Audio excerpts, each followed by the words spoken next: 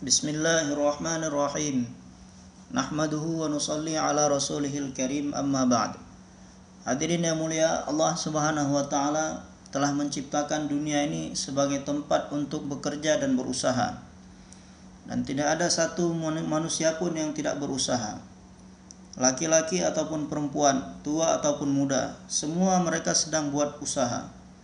Akan tetapi orang yang paling beruntung adalah orang yang usaha yang dia buat adalah usaha yang benar. Dan usaha yang benar adalah usaha yang dibuat oleh seluruh para nabi. Dan siapa saja yang telah mengambil usaha nabi ini, kemudian telah menjadikan sebagai maksud hidupnya, dan telah berusaha untuk menjadi orang yang buat usaha ini dengan pengorbanan, maka orang ini telah mendapatkan keberuntungan dan kesuksesan. Dan yang terakhir sekali, Allah Subhanahu wa taala telah mengutus baginda Nabi Muhammad sallallahu alaihi wasallam sebagai khatamun nabiyyin, penutup seluruh nabi-nabi. Allah Subhanahu wa taala telah mengutus beliau untuk mengajak seluruh manusia untuk buat satu usaha yang dengannya manusia akan mendapatkan kebahagiaan.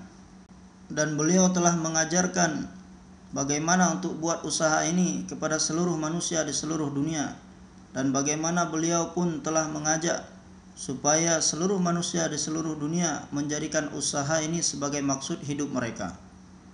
Dan Allah Subhanahu wa taala telah menjadikan beliau sebagai khatamun nabiyyin, yang mana setelah beliau ini sampai hari kiamat tidak ada seorang pun yang akan diberi kenabian oleh Allah Subhanahu wa taala untuk buat usaha hidayah. Karena pintu kenabian ini telah ditutup oleh Allah Subhanahu wa taala. Akan tetapi usaha kenabian, Allah Subhanahu wa taala telah menjadikannya ini sebagai usaha yang umum. Sebagai pengganti Nabi sallallahu alaihi wasallam, Allah Subhanahu wa taala telah menjadikan seluruh umat ini bertanggung jawab untuk buat usaha ini. Supaya umat ini belajar bagaimana buat usaha kenabian ini dengan cara yang dicontohkan oleh Nabi sallallahu alaihi wasallam untuk diri sendiri dan mengajak orang lain untuk buat usaha ini. Dan setiap para nabi memulai usaha mereka dengan kalimah La ilaha illallah Muhammadur Rasulullah. Dan kalimat yang didakwahkan oleh setiap nabi-nabi semuanya sama. Mereka mendakwahkan kepada satu kalimah yang sama, dan tidak pernah ada perubahan dalam kalimah tersebut.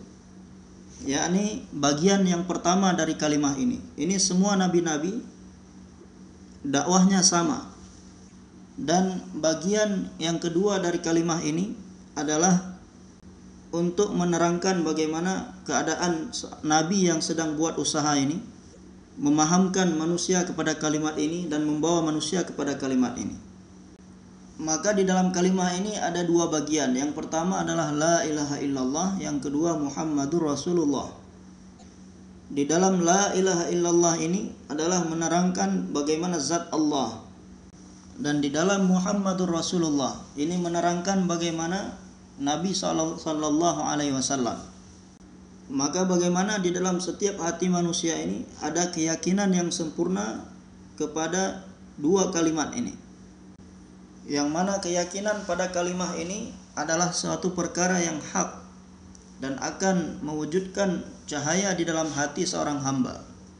Sedangkan keyakinan terhadap perkara-perkara yang lain yang didapatkan oleh manusia melalui pandangan matanya ataupun melalui pengalamannya, maka yakin terhadap benda-benda yang didapat oleh manusia di dalam hatinya ini adalah satu kegelapan.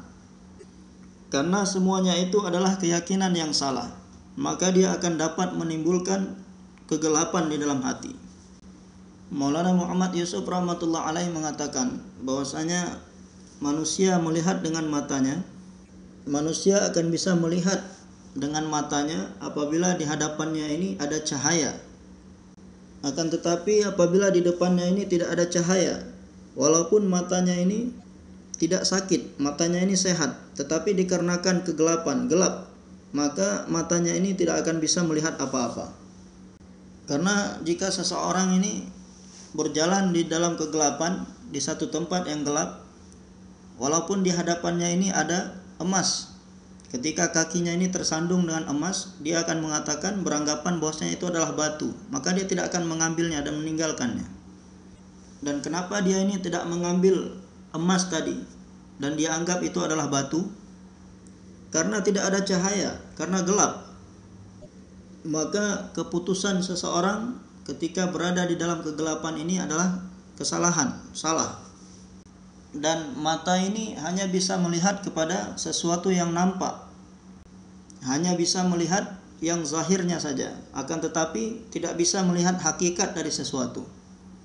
Setiap benda yang ada di hadapan manusia, maka manusia hanya bisa melihat dari luarnya saja, zahirnya saja.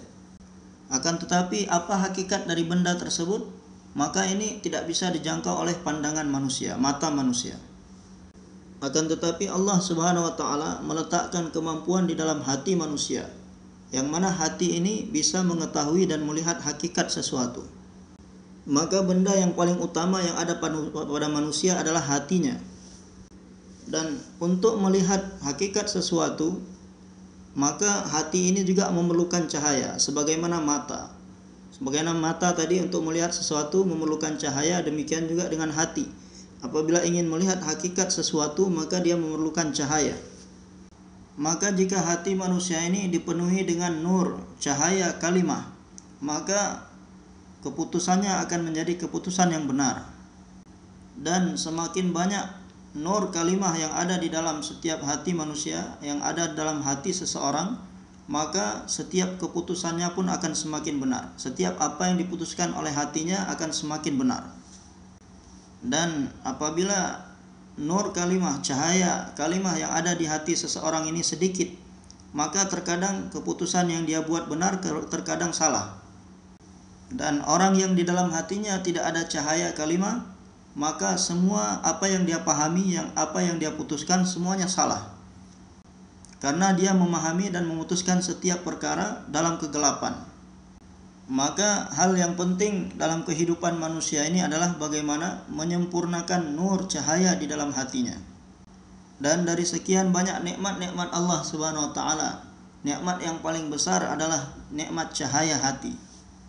Dan nikmat yang besar ini tidak bisa didapatkan dengan mudah, akan tetapi diperlukan satu usaha yang sangat keras dan bersusah payah untuk bisa mendapatkannya. Dan yang paling sempurna di antara makhluk-makhluk ini adalah nabi-nabi. Dan di antara seluruh nabi-nabi yang memiliki derajat yang paling tinggi adalah baginda Nabi Muhammad sallallahu alaihi wasallam. Jadi dengan usaha para nabi-nabi ini, Allah Subhanahu wa taala akan memberikan nur cahaya ke dalam hati. Maka jika kita mengucapkan kalimah ini dengan menganggap bahwasanya ini adalah kalimah yang hak, maka akan tumbuh benih-benih kalimat ini di dalam hati kita dan akan menumbuhkan benih-benih cahaya di dalam hati kita. Maka hendaknya kita buat usaha atas kalimah ini sebagaimana Nabi SAW dan sahabat-sahabat radhiyallahu anhum, mereka telah buat usaha ke atas kalimat ini. Mereka telah menzikirkan kalimat ini dan mereka telah berdoa kepada Allah Subhanahu wa taala. Maka yang bisa memasukkan cahaya ini ke dalam hati kita hanya Allah Subhanahu wa taala saja. Akan tetapi penting untuk kita supaya buat usaha sebagaimana yang dicontohkan oleh Nabi sallallahu alaihi wasallam. Bagaimana supaya yakin terhadap kalimah ini ada di dalam hati kita. Yang mana ini adalah keyakinan yang benar dan akan menimbulkan nur di dalam hati. Dan apa itu keyakinan yang salah? Yakin terhadap selain Allah di dalam hati. Dan apa itu keyakinan selain Allah? Yakni yakin kepada harta, kebendaan dan asbab dan seluruh makhluk. Maka apabila ada keyakinan terhadap makhluk, keyakinan terhadap harta dan kebendaan di dalam hati seseorang, maka hatinya akan menjadi gelap. Karena seluruh harta dan kebendaan dan asbab dan seluruh makhluk ini tidak bisa buat apa-apa. Dan semua yang terjadi ini atas perintah dan kehendak Allah Subhanahu wa taala. Dan zat Allah Subhanahu wa taala ini tidak tampak oleh mata. Dan seluruh kekuasaan dan kehendak Allah Subhanahu wa taala, keputusan Allah Subhanahu wa taala itu juga tidak bisa dilihat oleh mata manusia. Dan yang menciptakan seluruh makhluk ini adalah Allah. Tidak ada yang bisa menciptakan makhluk apapun selain Allah Subhanahu wa taala. Makhluk yang besar ataupun yang kecil, langit ataupun bumi, dan gunung-gunung yang ada di atas bumi. Semua makhluk-makhluk dan benda-benda ini, wujud mereka ini atas kehendak dan kudratnya Allah Subhanahu wa taala. Dan tidak ada satu makhluk pun yang bisa mendatangkan atau mewujudkan satu keadaan dan suasana. Karena setiap keadaan dan suasana yang datang ini atas kehendak Allah, keputusan Allah. Dan yang menciptakan keadaan ini juga Allah Subhanahu wa taala. Tidak ada yang bisa menciptakan keadaan selain Allah. Seperti seseorang yang makan, kemudian setelah itu dia sakit perut. Maka yang membuat sakit perut ini bukanlah karena dia makan makanan. Dan ini datangnya dari Allah Subhanahu wa taala atas perintah Allah.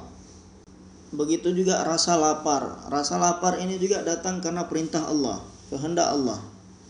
Akan tetapi Allah Subhanahu wa taala menciptakan dunia ini sebagai darul asbab. Ketika lapar datang, maka makanlah makanan yang baik, yang bersih, yang suci dan halal. Akan tetapi nabi-nabi memberitahukan bahwasanya pada hakikatnya lapar itu hilang bukan dari disebabkan makanan. Akan tetapi atas kehendak Allah, atas perintah Allah. Kemudian ketika sedang berada dalam keadaan lapar, maka orang ini akan lemah. Dan lemah ini pun datangnya dari Allah Subhanahu wa taala. Kemudian setelah dia ini makan, maka dia pun kembali menjadi kuat. Dan kekuatan ini bukan datang dari makanan tetapi datang atas perintah Allah. Demikian juga rasa haus. Rasa haus ini datang atas perintah Allah. Dan ketika seseorang ini kehausan, dia minum air, kemudian hausnya hilang. Maka hausnya ini bukan air yang menghilangkan tetapi hilang atas kehendak Allah, hukum Allah. Supaya setiap saat kita hanya yakin kepada kudratullah, kekuasaan Allah. Sedangkan asbab-asbab ini diciptakan oleh Allah Subhanahu wa taala untuk suatu hikmah dan satu kebaikan bagi manusia. Dan nabi-nabi telah memberitahukan hakikatnya. Maka Nabi SAW memerintahkan kepada seseorang setiap kali makan setelahnya hendaknya membaca doa. Segala puji bagi Allah Subhanahu wa taala yang telah mengenyangkan perut kami dan telah menghilangkan rasa lapar kami dan telah menghilangkan rasa haus. Jadi Allah yang telah menghilangkan rasa lapar dan haus, bukanlah makanan ataupun minuman. Karena Allah Subhanahu wa taala tidak berhajat kepada asbab. Sebaliknya semua asbab-asbab ini berhajat kepada Allah. Jika Allah Subhanahu wa taala berkehendak, maka asbab ini bisa memberikan manfaat. Tetapi jika Allah Subhanahu wa taala tidak berkehendak, maka asbab tidak bisa buat apa-apa. Jadi iman itu adalah memenuhi hati kita ini dengan keyakinan yang sempurna terhadap zat dan sifatnya Allah, dan mengeluarkan keyakinan yang salah dari dalam hati dengan cara mendakwahkan kalimah, menafikan apa saja yang selain Allah Subhanahu wa taala, dan mengatakan bahwasanya hanya Allah Subhanahu wa taala yang berbuat segala-galanya. Maka setiap hari kita usahakan 4 jam, 5 jam sampai 6 jam buat dakwah, baik ketika kita sedang keluar ataupun sedang di makam. Karena yang hari-harinya kita saksikan, kita lihat dan kita rasakan bahwasanya semua asbab-asbab ini mendatangkan faedah. Dan ini semua adalah bertentangan dengan hakikat. Maka apabila setiap hari kita luangkan waktu kita untuk buat dakwah, maka akan masuk yakin yang benar ke dalam hati kita dan akan makin bertambah. Di rumah-rumah juga kita hidupkan dakwah, menafikan selain Allah, harta dan kebendaan tidak bisa buat apa-apa. Hanya Allah Subhanahu wa taala yang berbuat segala-galanya dengan kudratnya. Dan Allah Subhanahu wa taala memutuskan sesuatu tidak berhajat kepada asbab apapun, karena Dia adalah zat yang as-samad, tidak bergantung kepada apapun. Dan Allah Subhanahu wa taala Maha berkuasa untuk mewujudkan segala sesuatu tanpa asbab apapun. Dan Allah Subhanahu wa taala pun berkuasa untuk mewujudkan sesuatu bertentangan dengan asbab, supaya kita yakin yang sempurna kepada kekuasaan Allah. dengan kita ini sering menyampaikan, membicarakan semua kisah-kisah yang di dalamnya Allah Subhanahu wa taala menampakkan kekuasaannya, baik itu tanpa asbab ataupun bertentangan dengan asbab. Di setiap rumah dan di setiap masjid, di setiap tempat supaya hidup dakwah. Dan kisah-kisah yang paling benar ini ada di dalam Quran dan hadis. Kita bayangkan kisah-kisah yang ada di dalam Quran dan hadis. Di dalam Al-Quran, satu kisah mengenai Bani Israel. Satu pasukan tentara keluar untuk menghadapi orang-orang kafir. Dan amirnya ketika itu bernama Talut. Berjumlah 70.000 orang. Maka ketika perjalanan mereka tidak menemukan air sedikit pun, sehingga seluruh pasukan merasa kehausan. Maka kemudian amirnya mengiklankan bahwasanya kita akan melewati sebuah sungai yang penuh dengan air. Akan tetapi itu adalah merupakan satu ujian kesabaran buat kita. Maka orang yang berada di derajat yang paling utama di antara kalian adalah yang menyeberangi sungai tersebut tanpa meminum airnya setetes pun. Kemudian yang kedua adalah orang yang minum dari sungai tersebut hanya dengan satu tangan. Ini mengambil air tersebut dengan tangannya, kemudian meminumnya dan tidak mengulanginya lagi. Hanya satu kali saja diizinkan. Kemudian siapa saja yang minum sebanyak-banyaknya dari sungai tersebut, maka dia akan keluar dari pasukan ini. Maka mendengar iklan seperti ini dari amirnya, sebagian dari mereka orang-orang yang kuat keimanannya, mereka mengatakan kami akan mentaati amir kami dan tidak akan minum satu tetes pun dari air tersebut. Kemudian sebagian lagi mengatakan bahwasanya kita hanya akan minum air dari sungai tersebut sebanyak yang diizinkan oleh amir, yakni dengan sekali tegukan, sekali celupan tangan, setelah itu kita tidak akan minum lagi. Maka dari 70.000 pasukan ini, di antara mereka hanya 313 saja yang memutuskan untuk mentaati amirnya. Dan selebihnya mereka tidak mau mentaati amirnya. Jika nanti kita bertemu dengan sungai, kita akan minum sebanyak-banyaknya karena haus yang begitu sangat. Karena sudah sangat kehausan. Maka kemudian setelah mereka sampai di sungai tersebut, orang-orang yang tadinya telah memutuskan kami tidak akan minum setetes pun dari sungai tersebut untuk mentaati amirnya. Maka setelah mereka ini berhasil menyeberangi sungai, maka Allah Subhanahu wa taala hilangkan rasa haus mereka tanpa setetes air pun. Demikian juga dengan golongan yang kedua, yang mana mereka memutuskan untuk mengamalkan apa yang sebatas yang diizinkan oleh amirnya, hanya meminum satu kali dengan satu tangan dari sungai tersebut, kemudian tidak meminumnya untuk kedua kalinya. Maka golongan ini pun telah berhasil menyeberangi sungai dan haus mereka pun sudah hilang. Dan jumlah keseluruhan mereka ada 313 orang yang seperti ini. Selebihnya begitu sampai di dekat sungai, mereka langsung meminum sebanyak-banyaknya.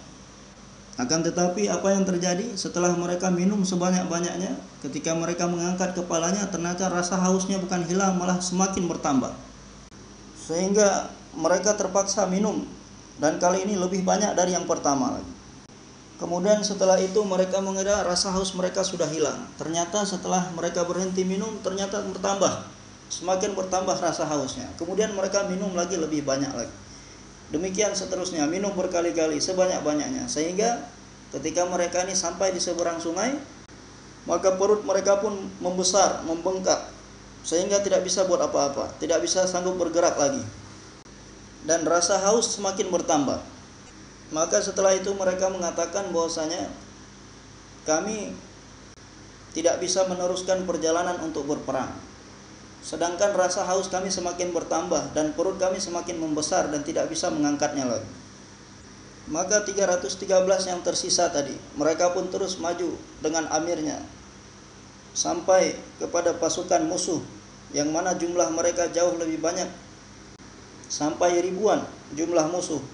Maka mereka pun telah berperang dan mendapatkan pertolongan dari Allah Subhanahu wa taala, sehingga 313 pasukan ini bisa mengalahkan pasukan musuh yang jumlahnya ribuan. Dan Allah Subhanahu wa taala telah memberikan kemenangan kepada 313 orang ini di atas ribuan jumlah orang kafir. Maka orang tua kita mengatakan bahwasanya permisalan seluruh dunia hari ini adalah sebagaimana kisah ini, yakni orang-orang yang sama sekali tidak mempedulikan harta, kebendaan dan asbab-asbab. Mereka hanya melihat apa perintah Allah, apa sunnah Rasulullah SAW yang harus disempurnakan. Hanya Allah Subhanahu wa taala yang berkuasa, dan Allah Subhanahu wa taala akan menampakkan kekuasaannya dengan amal-amal baginda Nabi SAW. Setiap saat mereka mendakwahkan manusia kepada Allah, setiap saat mereka berzikir kepada Allah, dan hati mereka senantiasa bertawajuh kepada Allah Subhanahu wa taala dan beramal sebagaimana amalnya Nabi SAW, dan tidak sedikit pun mempedulikan harta dan kebendaan dan asbab. Maka orang ini imannya juga sempurna dan takwanya juga sempurna. Maka Allah Subhanahu wa taala berfirman di dalam Al-Qur'an, "Walau anna ahlal qura amanu wattaqau lafatahna 'alaihim barakatim minas samawati wal ard." Jika penduduk satu negeri keimanan dan ketakwaan mereka yang sempurna kepada Allah Subhanahu wa taala, dan mereka berusaha dan belajar untuk mendapatkan keyakinan iman yang sempurna dan takwa yang sempurna, maka kami akan membukakan keberkahan-keberkahan dari langit dan bumi. Kemudian dari keberkahan-keberkahan tersebut yang paling tinggi derajatnya adalah semua permasalahan mereka, keperluan mereka bisa diselesaikan tanpa asbab. Sehingga sampai sebulan tidak ada makanan dan tidak makan, Allah Subhanahu wa taala berikan kepada mereka kekuatan dan tidak ada kelemahan sedikit pun disebabkan amal-amal. Dan berbulan-bulan bisa terus hidup tanpa air. Berapa banyak masyayikh orang-orang tua, kisah mereka seperti ini, berbulan-bulan tanpa makan, tanpa minum. Yang mereka lakukan hanyalah amal saja, amal. Jadi sebagaimana kisah orang-orang yang ada di pasukan tadi, yang mereka mentaati amirnya, tidak minum setetes pun dari sungai tersebut. Allah Subhanahu wa taala hilangkan kehausan mereka tanpa asbab. Maka barang siapa yang tidak peduli sedikit pun kepada mal, kebendaan dan asbab, dan hatinya setiap saat bertawajuh kepada Allah Subhanahu wa taala dan kepada amal baginda Nabi sallallahu alaihi wasallam, maka Allah Subhanahu wa taala akan menyelesaikan segala permasalahannya dan menyempurnakan segala keperluan-keperluannya tanpa asbab. Dan dengan iman dan takwa yang sempurna, dan iman yang sempurna adalah hati seseorang tidak tawajuh kepada kebendaan dan harta sedikit pun setiap saat dan keadaan, dan tidak terkesan sedikit pun kepada makhluk selain Allah. Walaupun diberikan harta yang banyak oleh Allah Subhanahu wa taala, akan tetapi hatinya mengatakan bahwasanya harta ini berhajat kepada Allah. Jika Allah berkehendak, dia bisa memberikan manfaat. Jika Allah tidak berkehendak, tidak bisa buat apa-apa. Dan dia tidak yakin sedikit pun dengan harta dan kebendaan yang banyak dia miliki akan menyelesaikan permasalahannya. Dan walaupun tidak punya harta dan asbab sedikit pun, hatinya tetap bertawajuh kepada Allah Subhanahu wa taala. Bahwasanya tanpa asbab sedikit pun Allah Subhanahu wa taala berkuasa atas segala sesuatu. Dan Allah akan tampakkan kekuasaannya melalui amal-amal Nabi sallallahu alaihi wasallam. Maka Allah Subhanahu wa taala akan membukakan pintu-pintu keberkahan kepada orang ini, dan Allah akan selesaikan segala permasalahannya tanpa asbab. Dan terkadang Allah Subhanahu wa taala berikan kepadanya asbab tanpa buat usaha, dan tanpa usaha apapun dia akan mendapatkan harta. Dan terkadang dengan asbab yang sedikit yang Allah Subhanahu wa taala berikan, tetapi di dalamnya terdapat banyak keberkahan-keberkahan. Sebagaimana orang-orang tadi yang mereka hanya meminum satu teguk daripada sungai tersebut sesuai dengan perintah amirnya. Maka walaupun hanya minum sedikit, Allah Subhanahu wa taala selesaikan permasalahan, Allah hilangkan rasa haus mereka. Dan dengan keberkahan amal-amal yang dikerjakan oleh orang ini, Allah Subhanahu wa taala selesaikan permasalahannya. Terkadang tanpa asbab sedikit pun, dan terkadang tanpa buat usaha, Allah Subhanahu wa taala berikan, sediakan kepadanya asbab. Dan terkadang dengan harta ataupun asbab yang sedikit, Dengan keberkahan iman dan amal, Allah Subhanahu wa taala akan cukupkan untuk segala-galanya. Dan kemudian orang-orang yang meninggalkan amal dan tidak tawajuh sedikit pun kepada Allah Subhanahu wa taala, setiap saat tawajuhnya hanya kepada harta dan kebendaan dan asbab, dan senantiasa berusaha memperbanyak harta dan kebendaan dan asbab, maka semakin banyak harta dan asbab yang dia dapatkan, maka kesusahan dan kegelisahan pun bertambah banyak dalam kehidupannya.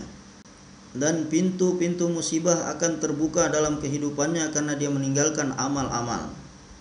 Setiap saat dan keadaan berada dalam kegelisahan, bahkan tidak bisa tidur di malam hari, padahal dia memiliki harta, kebendaan dan asbab yang begitu banyak. Dan terkadang karena setiap saat berada di dalam kegelisahan, orang seperti ini pun bisa sampai bunuh diri. Maka dunia ini berjalan karena keberkahan amal baginda Nabi Muhammad sallallahu alaihi wasallam. Maka hadirin yang mulia, bagaimana kita menjadikan, berusaha untuk bagaimana keimanan kita ini sempurna dan keyakinan kita terhadap kudratullah, kuasanya Allah ini sempurna. Caranya adalah dengan amal-amal dakwah. Kita sebagai pengganti Nabi sallallahu alaihi wasallam, dan Rasulullah sallallahu alaihi wasallam telah buat ini dakwah kepada kalimah dari awal sampai akhir, sehingga mengenai dakwah ini dikatakan qul hadhihi sabili ad'u ilallah, bahwasanya ini adalah jalan hidupku, yakni menyeru seluruh manusia kepada Allah Subhanahu wa taala dengan basirah, dan ini adalah jalanku dan jalan orang-orang yang mengikutiku, setiap orang yang beriman kepada kenabianku. Maka ulama mengatakan bahwasanya orang yang tidak buat dakwah setiap hari dan tidak menjadikan dakwah ini sebagai maksud hidupnya, maka seolah-olah ini dia bukan pengikut Nabi sallallahu alaihi wasallam. Karena jalannya orang yang mengikuti Nabi sallallahu alaihi wasallam adalah berdakwah dalam keadaan apa saja. Dan ketika berdakwah ini yang ditargetkan adalah hati sendiri. Dan ketika seseorang berdakwah dan tidak menjadikan hatinya sendiri sebagai target, maka dia tidak akan mendapatkan manfaat dari dakwahnya. Akan tetapi orang yang mendengarkan dakwahnya dengan tawajuh, dia akan mendapatkan manfaat. Maka setiap kali buat dakwah, menganggap bahwasanya saya yang paling perlu kepada perkara ini, dan menjadikan hati sendiri targetnya. Ketika kita berdakwah menyebutkan bahwasanya harta dan kebendaan ini tidak bisa buat apa-apa, hanya Allah Subhanahu wa taala saja yang maha segala-galanya. Karena itu semua adalah sebab, bukan Rabb. Dan yang menyelesaikan permasalahan bukanlah sebab, akan tetapi yang menyelesaikan masalah ini atas keputusan Rabb. Dan zatnya Rabb ini adalah As-Samad, tidak bergantung pada siapapun.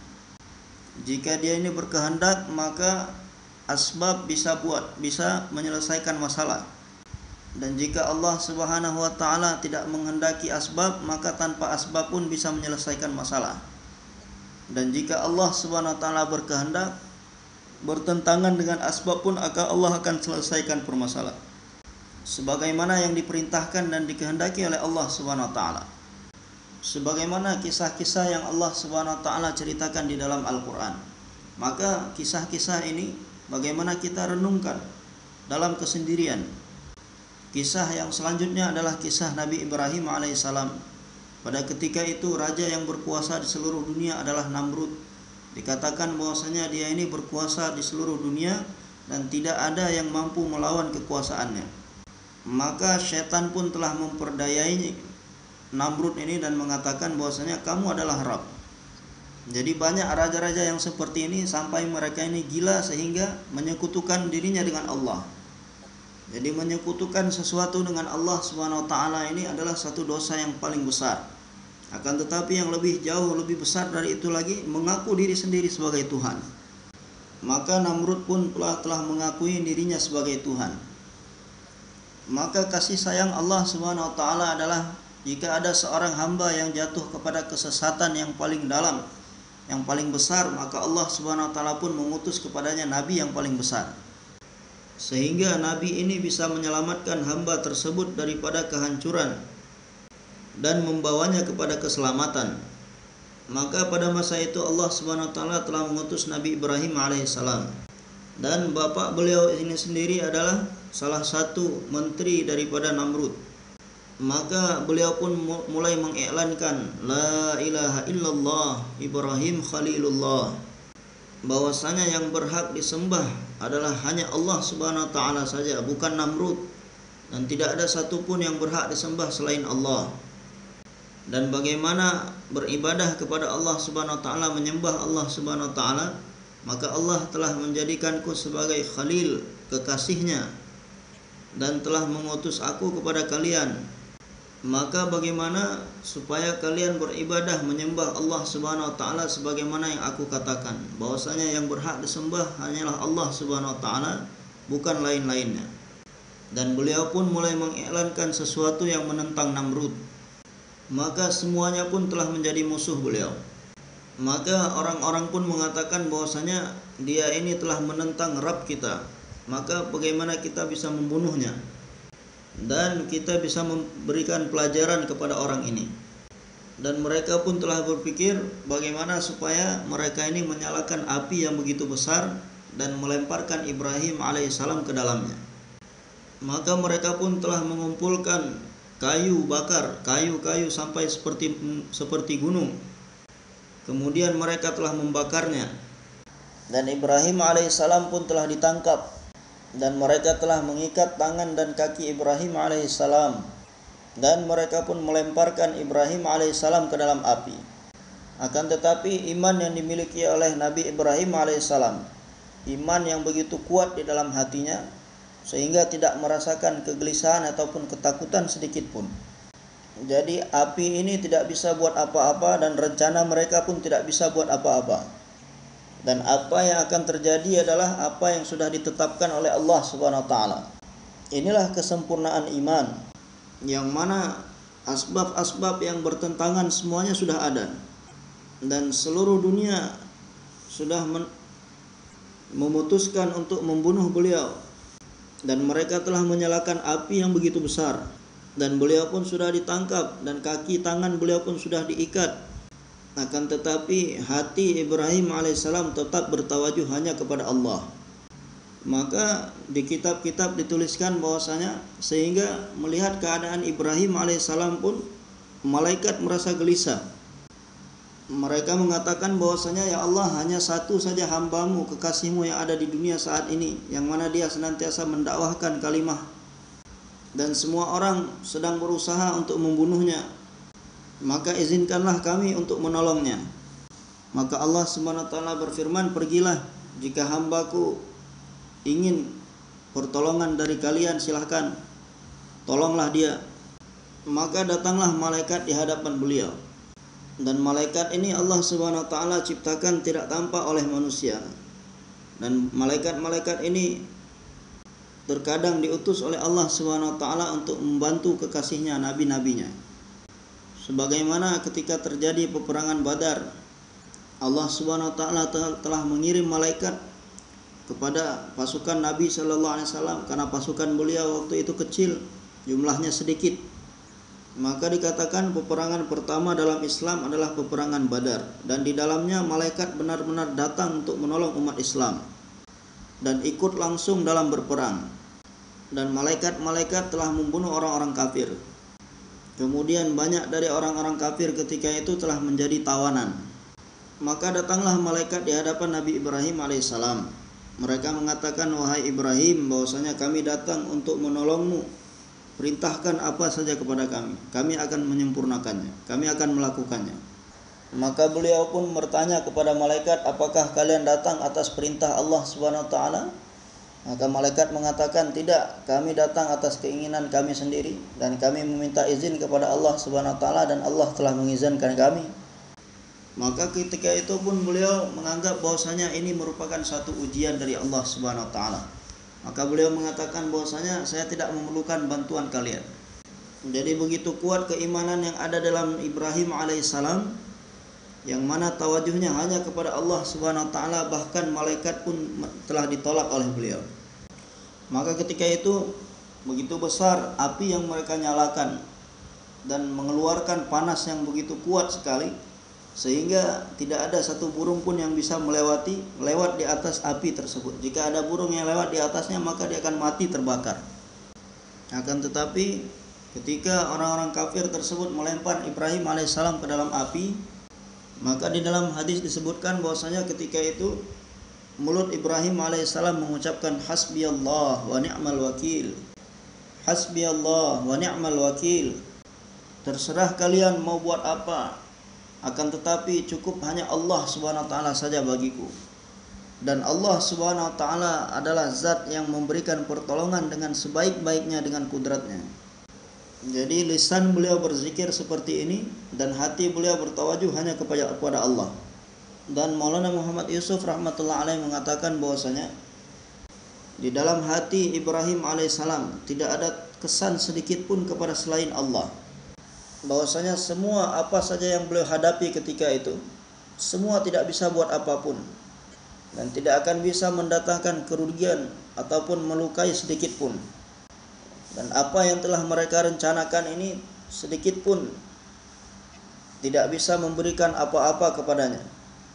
Apa yang akan terjadi kepada beliau adalah apa yang telah diputuskan oleh Allah, dikehendaki oleh Allah. Maka Allah Subhanahu wa taala pun ketika menyelamatkan Ibrahim alaihissalam tidak menggunakan selain Allah. Allah Subhanahu wa taala tampakkan langsung kekuasaannya. Maka ketika Ibrahim alaihissalam sudah mendekati api, Allah Subhanahu wa taala berfirman, "Qulna ya naru kuni bardaw wa salaman ala Ibrahim." Kami memerintahkan kepada api, dinginlah engkau untuk Ibrahim alaihissalam, yang mana pada awal mulanya api tadi berubah menjadi dingin sehingga Nabi Ibrahim alaihissalam menggigil sebagaimana orang menggigil ketika musim dingin. Kemudian Allah Subhanahu wa taala memerintahkan, jadilah kamu dingin yang memberikan kenyamanan. Maka ketika datang perintah salaman, maka api tadi pun dinginnya berkurang. Dan beliau pun tinggal dengan tenang di dalam api. Dan angin sejuk pun bertiup kepada beliau sehingga menjadikan hati beliau ini senang. Maka setelah itu ketika ada seorang yang bertanya kepada beliau, kapan beliau ini merasakan kenikmatan dan kebahagiaan yang besar dalam kehidupannya, maka beliau mengatakan bahwasanya aku tidak pernah merasakan kenikmatan yang lebih besar, melebihi ketika aku dilempar oleh orang-orang ke dalam api. Inilah kekuasaan Allah Subhanahu wa taala. Asbab-asbab kehancuran yang disediakan oleh orang-orang kafir, Allah Subhanahu wa taala telah menjadikan asbab-asbab kehancuran tadi menjadi asbab kenyamanan dan mendapatkan kenikmatan kepada beliau. Maka orang tua kita mengatakan bahwasanya segala macam asbab-asbab yang dimiliki oleh orang-orang batil dalam melawan perkara yang hak, jangan sampai kita terkesan sedikit pun kepada asbab-asbab yang mereka punya. Dan terus mengikuti baginda Nabi sallallahu alaihi wasallam, terus mendakwahkan perkara yang hak dan terus berdoa kepada semua orang, untuk semua orang. Maka dengan demikian terkadang Allah Subhanahu wa taala menampakkan kekuasaannya, bahwasanya segala asbab-asbab yang mereka miliki itu Allah balikkan menjadi asbab-asbab tersebarnya perkara yang hak. Dan ini mereka melemparkan Ibrahim alaihissalam ke dalam api ini supaya mereka ini bisa menghentikan dakwahnya beliau. Dan Allah Subhanahu wa taala telah menjadikan usaha mereka ini sebagai asbab tersebarnya dakwah beliau. Maka mereka pun mulai menyadari bahwasanya dakwah beliau ini adalah dakwah yang hak. Dan apa yang didakwahkan oleh Namrud ini semuanya adalah dusta. Akan tetapi orang-orang yang senantiasa hatinya ini membangkang, maka orang seperti ini akan terhalang dari mendapatkan hidayah. Akan tetapi orang-orang yang dalam hatinya tidak ada membangkang dan mereka berusaha untuk memahami perkara yang hak, maka Allah pun memasukkan perkara yang hak ke dalam hati mereka. Maka dikatakan anak perempuan Namrud ketika melihat Nabi Ibrahim alaihissalam duduk dengan tenang di dalam kobaran api, maka dia bertanya, "Wahai Ibrahim, apakah kamu ini tidak terbakar?" Maka beliau menjawab, "Betul, bahwasanya Allah Subhanahu wa taala telah melarang api ini untuk membakar saya. Dialah Allah Subhanahu wa taala yang mana aku menyerukan, mengajak kamu untuk beriman kepadanya. Dan kemudian anak perempuan Namrud mengatakan bahwasanya, kalau aku masuk ke dalam api, apakah aku juga bisa selamat dan api tidak membakarku? Maka beliau mengatakan, tentu, tapi sebelumnya kamu harus mengucapkan kalimah yang aku dakwahkan kepadamu. La ilaha illallah Ibrahim Khalilullah. Bacalah kalimah ini dan tanamkanlah di dalam hati bahwasanya ini adalah kalimah yang hak. Kemudian bacalah doa sebagaimana yang aku baca. Hasbiyallah wa ni'mal wakil. Kemudian kamu baru datang ke sini masuk ke dalam api. Maka karena ketika itu di dalam hati anak perempuan Namrud ini telah masuk perkara yang hak, bahwasanya semua dakwaan bapak saya ini adalah dusta, bohong. Dan apa yang didakwahkan oleh Ibrahim, kalimah ini adalah kalimah yang hak. Dan dia pun telah mengucapkan kalimah tersebut dan membaca doa yang diajarkan oleh Nabi Ibrahim alaihissalam. Kemudian dia pun masuk ke dalam api dan api pun tidak membakarnya. Sehingga ketika itu banyak orang-orang berkumpul melihat pemandangan seperti ini. Dan telah terbuka di hadapan mereka bahwasanya selama ini yang didakwahkan Ibrahim alaihissalam adalah perkara yang hak. Dan apa yang didakwakan oleh Namrud ini semuanya adalah bohong. Ini Allah tampakkan kekuasaannya. Berapapun usaha yang dibuat oleh orang-orang batil, Allah Subhanahu wa taala pun menjadikan usaha-usaha yang mereka kerjakan itu sebagai asbab tersebarnya perkara yang hak, terbukanya perkara yang hak. Akan tetapi bagaimana orang yang buat usaha ini betul-betul buat usaha dengan cara yang dicontohkan oleh Nabi sallallahu alaihi wasallam, maka dengan keberkahan itu Allah Subhanahu wa taala tampakkan kekuasaannya seperti ini. Maka hadirin yang mulia, untuk mewujudkan nurani di dalam hati kita, bagaimana setiap saat dan keadaan hati kita ini hanya bertawajuh kepada Allah Subhanahu wa taala saja. Maka untuk itu hadirin yang mulia, bagaimana penting bagi kita untuk menghidupkan ini dakwah di rumah-rumah kita, di masjid kita. Kita luangkan waktu kita setiap hari di masjid kita untuk buat dakwah 5-6 jam. Dan ketika malam hari kita berdoa kepada Allah Subhanahu wa taala. Ya Allah, bahwasanya di dalam hati kami ada masih banyak terkesan terhadap makhluk dan masih bertawajuh kepada harta, kebendaan dan asbab yang mana saya tidak mampu mengeluarkannya dari dalam hati saya. Maka berikanlah kepada saya yakin yang sempurna kepada kudrat-Mu, dan berikanlah keyakinan yang sempurna di dalam hati saya terhadap kebenaran risalah Nabi sallallahu alaihi wasallam dan terhadap segala kebahagiaan yang akan didapatkan hanya dengan mengamalkan amal Nabi sallallahu alaihi wasallam.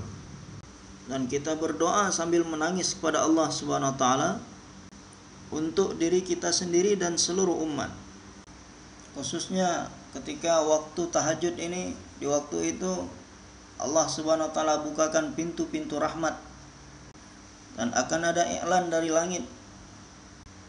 Apakah ada orang yang meminta kepadaku, kata Allah, maka aku akan berikan kepadanya.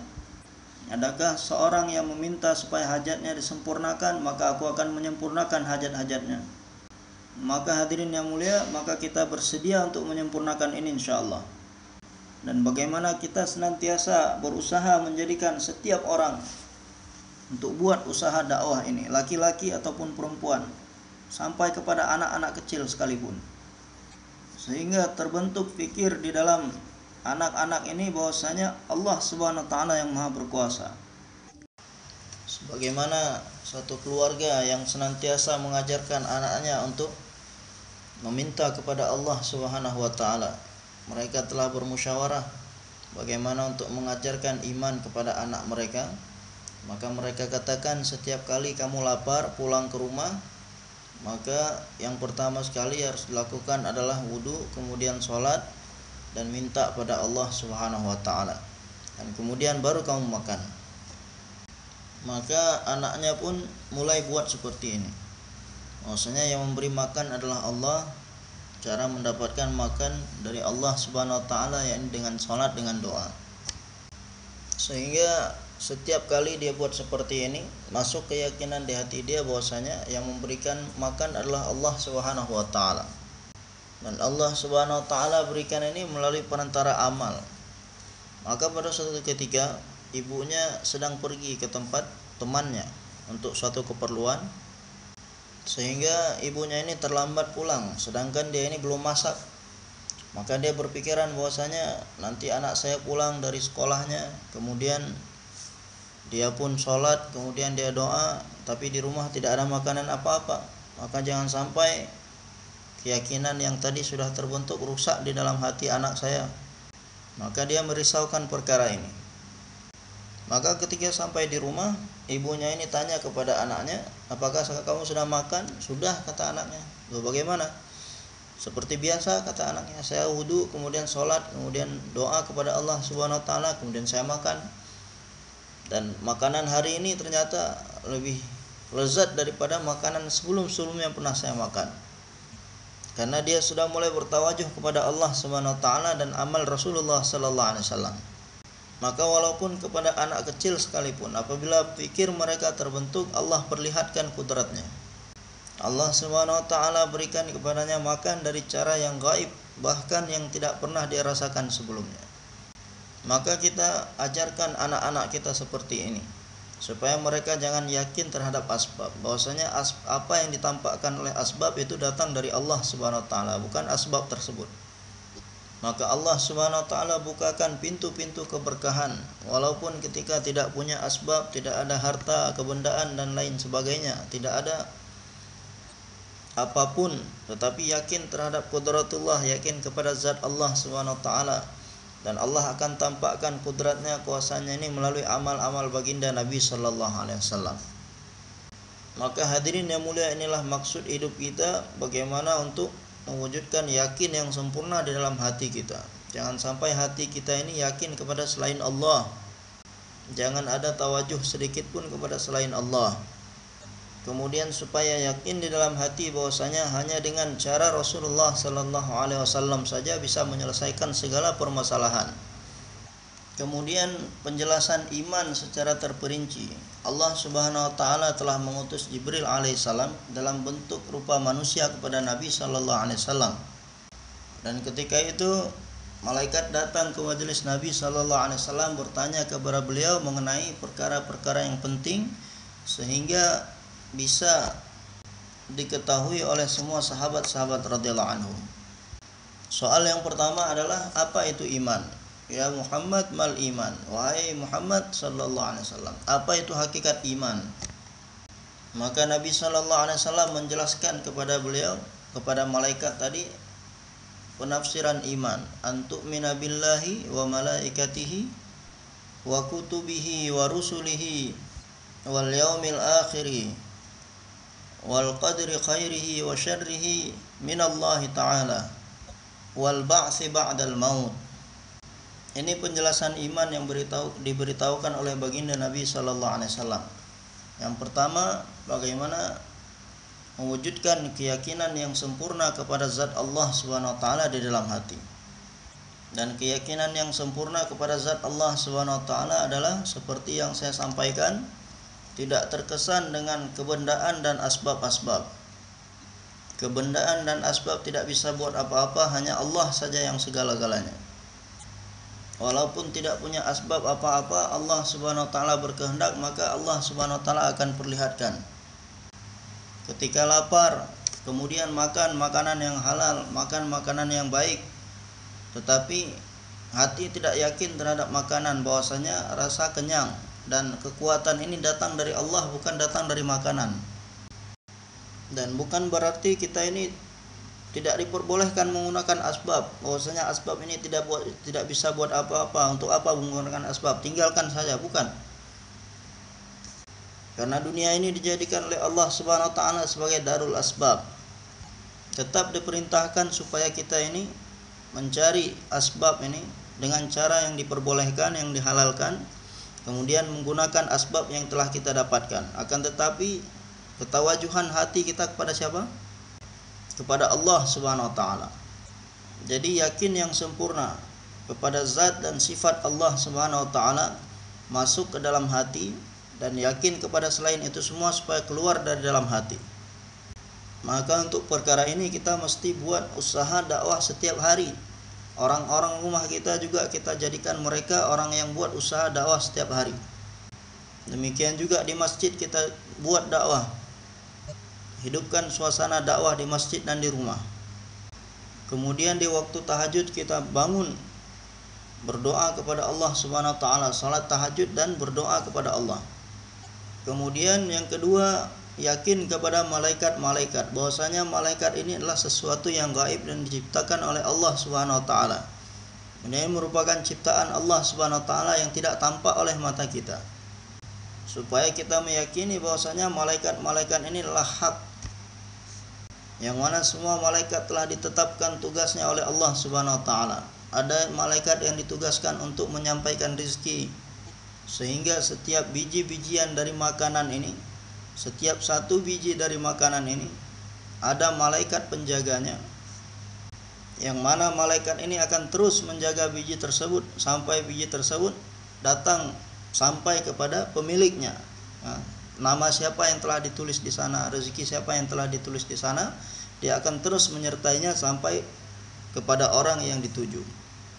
Misalnya biji-bijian dari pertanian persawahan yang ada di Punjab ini, jika di dalamnya ada nama seseorang yang tinggal di Karachi sana, maka biji-bijian tadi akan sampai kepada rumah orang yang ada di Karachi sana dan tidak akan salah, tidak akan pergi kepada tempat yang lain.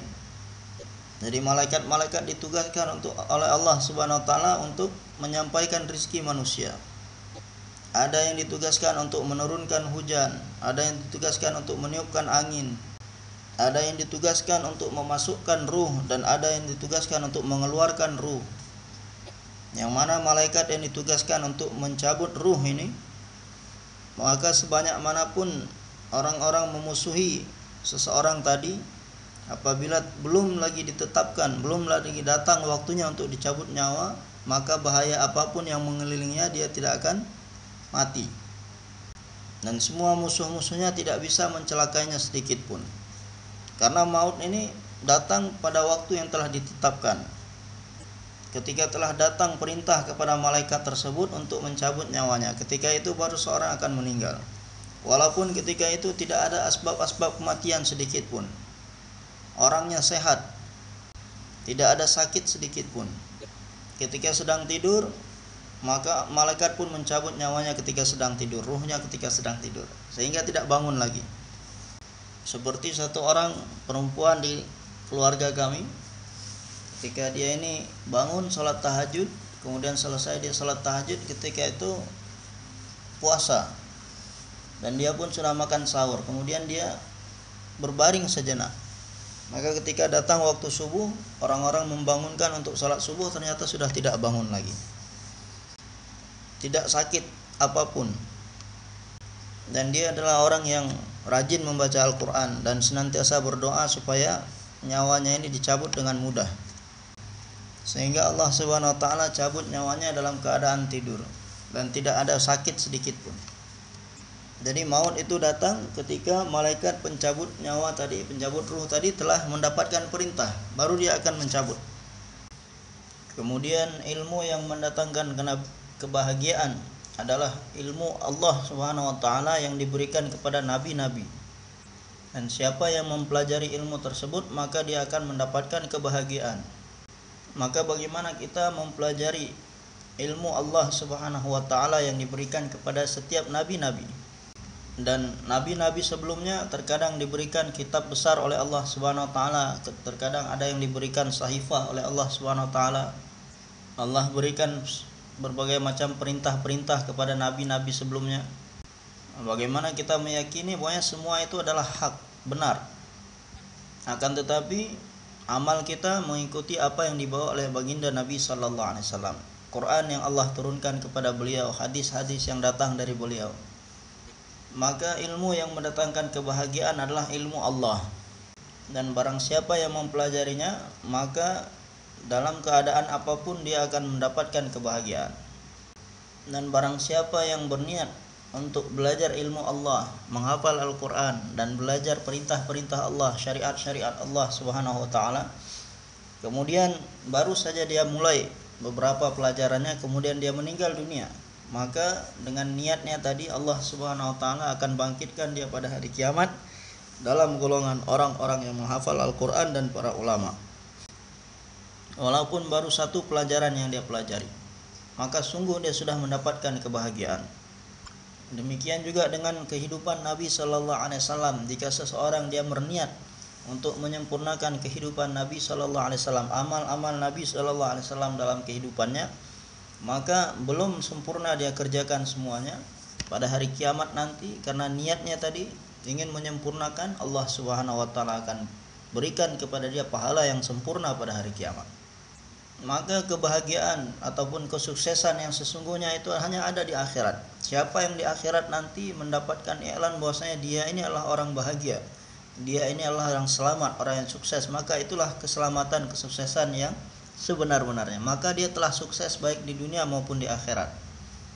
Maka berapapun kebendaan yang dimiliki seseorang di atas dunia ini, berapapun kekuasaan, harta yang dimiliki seseorang, akan tetapi bila dia tidak mengikuti kehidupan Nabi Sallallahu Alaihi Wasallam, tidak beriman kepada Nabi Sallallahu Alaihi Wasallam, maka walaupun dia ini mengiklankan semasa di dunia bahwasanya akulah orang yang paling berbahagia, namun nanti pada hari kiamat nanti, karena dia tidak beriman kepada Nabi Sallallahu Alaihi Wasallam, tidak beramal kepada amalnya Nabi Sallallahu Alaihi Wasallam, maka segala apa yang pernah dia miliki di dunia ini tidak akan memberikan pertolongan pada sedikit pun.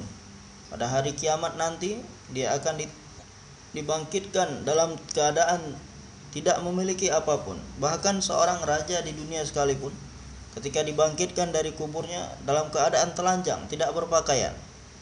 Demikian juga menteri-menteri, orang-orang kaya. Akan tetapi orang-orang yang beriman kepada nabinya, beriman kepada kehidupan nabinya, mengikuti cara hidup nabinya, maka pada hari kiamat nanti mereka tidak akan melihat pemandangan seperti itu. Sebelum mereka dibangkitkan, mereka akan dipakaikan pakaian dari surga. Dan bahkan orang-orang kafir yang tidak mau beriman, maka dikatakan orang-orang seperti ini pada hari kiamat nanti akan dibangkitkan dengan kakinya ke atas, kepalanya di bawah. Mereka akan berjalan dengan terbalik. Maka seorang bertanya kepada Nabi, "Ya Rasulullah, bagaimana dia berjalan dengan kepalanya?" Beliau Sallallahu Alaihi Wasallam menjawab, "Tidakkah dia zat yang berkuasa menjalankan seseorang dengan kakinya? Apakah dia juga tidak mampu untuk menjalankan seseorang dengan kepalanya?"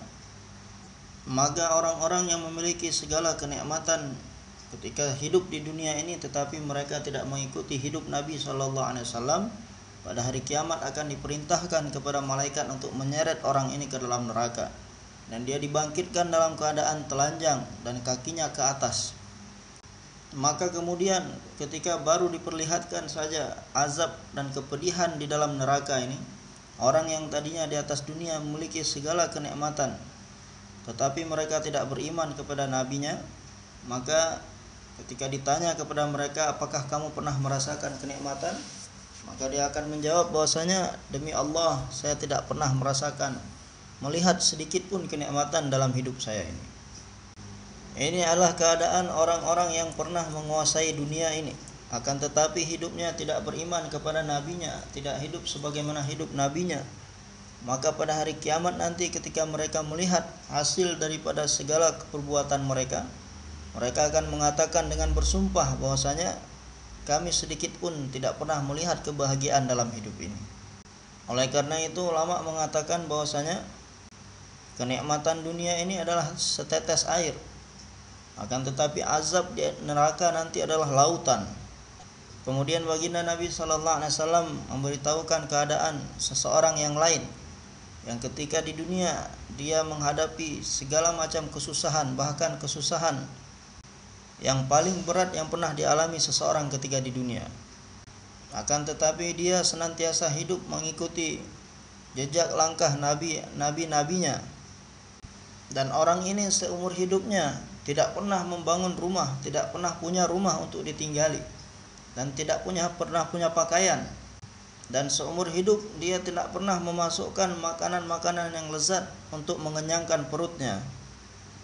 Akan tetapi dia tidak pernah meninggalkan cara hidup nabinya, terus bersabar dan menghidupkan sunnah-sunnah Nabi sallallahu alaihi wasallam. Maka pada hari kiamat nanti orang seperti ini akan dimasukkan ke dalam surga dan diberikan derajat yang paling tinggi. Maka oleh karena itu Nabi sallallahu alaihi wasallam senantiasa berdoa, "Ya Allah, hidupkanlah saya dalam keadaan miskin dan matikanlah aku dalam keadaan miskin, dan bangkitkanlah aku pada hari kiamat bersama orang-orang miskin." Maka seseorang bertanya kepada Rasulullah, "Ya Rasulullah, kenapa engkau berdoa seperti ini?" Maka Nabi SAW bersabda bahwasanya orang yang menyempurnakan segala perintah-perintah Allah Subhanahu wa taala, senantiasa berusaha untuk taat kepada Allah Subhanahu wa taala dalam kemiskinan dan dia bersabar, maka pada hari kiamat nanti dia akan dimasukkan ke dalam surga 500 tahun lebih dahulu daripada orang-orang kaya yang taat. Dan miskin itu adalah orang yang tidak memiliki apa-apa. Setiap apa saja yang datang, harta yang datang, dia infakkan semuanya untuk ridha Allah Subhanahu wa taala. Karena orang-orang kaya tadi mereka harus melalui hisab, yakni perhitungan terhadap harta kebendaan yang mereka miliki.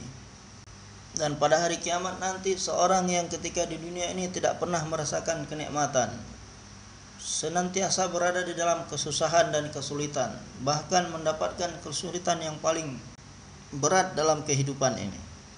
Maka ketika orang seperti ini didatangkan nanti pada hari kiamat, akan diperintahkan supaya orang ini dibawa untuk diperlihatkan surga di hadapannya.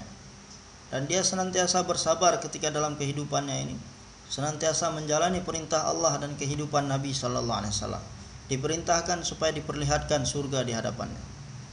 Maka ketika sampai di depan pintu surga, angin surga pun bertiup ke wajahnya. Kemudian dia pun melihat pemandangan segala kenikmatan-kenikmatan yang ada dalam surga. Maka seketika itu dia merasakan kesenangan yang tidak pernah dia lihat sebelumnya. Kemudian akan ditanya kepadanya, "Apakah kamu pernah merasakan kesulitan, kesusahan sedikit dalam kehidupanmu?" Maka dia pun akan berkata dengan bersumpah, "Ya Allah, sesungguhnya aku tidak pernah melihat kesulitan ataupun kesusahan sedikit pun sekecil apapun dalam kehidupan ini." Maka untuk itu dikatakan bahwasanya kesulitan, kesusahan di dunia ini hanya setetes air saja. Akan tetapi apabila dia terus bersabar, hidup dengan cara baginda Nabi sallallahu alaihi wasallam, mentaati Allah Subhanahu wa taala dalam kehidupan ini, maka pada hari kiamat nanti ketika ditampakkan keindahan, kenikmatan yang ada di dalam surga, maka di dalamnya adalah lautan kenikmatan yang tidak ada habis-habisnya. Dan ketika dia melihat lautan kenikmatan yang tidak ada habis-habisnya seperti itu, maka dia tidak akan teringat lagi setetes kesusahan dan kesulitan ketika di dunia. Dia akan lupa segala-galanya. Dan semakin banyak kesulitan dan kesusahan, susah payah dalam menghidupi, cara menjalani cara hidup Nabi sallallahu alaihi wasallam, maka akan semakin menaikkan derajat seseorang di dalam surga. Setiap susah payah seseorang, kesabaran seseorang dalam menjalani hidup dan mengikuti cara Nabi sallallahu alaihi wasallam, maka balasannya nanti akan meninggikan derajatnya di dalam surga. Dan begitu juga ketika seseorang dalam kehidupannya di atas dunia ini menjalani hidup dengan mentaati Allah dengan cara baginda Nabi sallallahu alaihi wasallam, akan tetapi dia tidak mendapatkan kesulitan, susah payah dalam kehidupannya, maka orang seperti ini derajatnya lebih rendah dibandingkan orang yang pertama tadi. Sehingga mereka pun berangan-angan, seandainya dulu ketika di dunia kami pun mendapatkan kesulitan, susah payah dalam mentaati Allah dan Rasulnya dalam kehidupan kami, sehingga pada hari ini kami pun akan mendapatkan derajat yang sama seperti mana mereka. Maka hadirin yang mulia, hari kebahagiaan dan hari kesuksesan itu hanyalah ketika nanti pada hari kiamat. Pada hari itu akan diketahui siapa yang sukses, siapa yang bahagia, dan siapa yang celaka dan sengsara. Maka inilah bagian dari iman, beriman kepada hari kiamat, bagaimana pada hari kiamat nanti supaya saya mendapatkan kebahagiaan dan terhindar dari mendapatkan kecelakaan dan kesengsaraan di akhirat. Yang mana di sana nanti siapa yang telah mendapatkan keputusan, mendapatkan kesuksesan dan kebahagiaan, maka kebahagiaan yang tidak ada habis-habisnya, selama-lamanya. Demikian juga orang yang telah mendapatkan keputusan bahwa dia ini adalah orang-orang yang celaka, maka kecelakaan dan kesengsaraan yang tidak akan ada habis-habisnya, selama-lamanya berada dalam kesengsaraan, selama-lamanya berada dalam musibah, dan musibah dalam yang akan dihadapi tidak akan ada habis-habisnya. Kemudian bagian dari iman yang selanjutnya adalah setiap keputusan baik ataupun buruk ini ada di tangan Allah Subhanahu wa taala, datang dari Allah Subhanahu wa taala. Yakin kepada perkara ini.